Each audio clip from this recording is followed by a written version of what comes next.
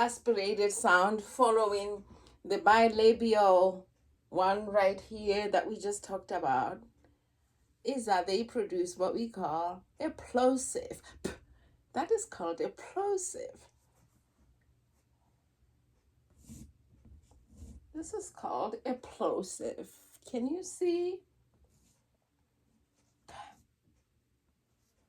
P, P. And then we have the E sound. You can practice with these sounds if you like. The E sound.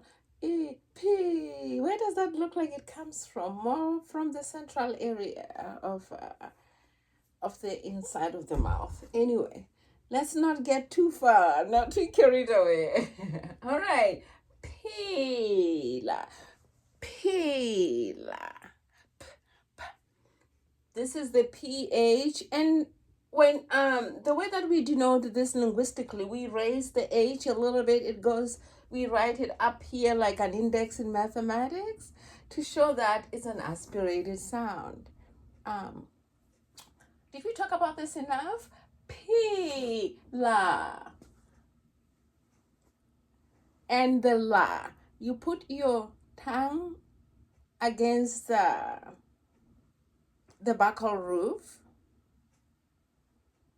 just like you would for many of the English sounds.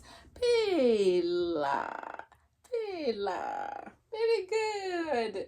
I will stop here with the linguistics. Yay, we made it. Now let's go over it one more time. And how many syllables are in pela? 2, yes.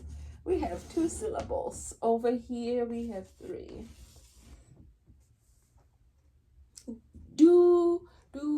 Dumela. Notice how my face moves because the positioning of the tongue and the lips and everything helps us with the correct pronunciation. Let's do this together. Do, me, la. Do, me, la. O pela jwang. O pela jwang. And we must be very careful about the sound we hear. This is like pitch in music.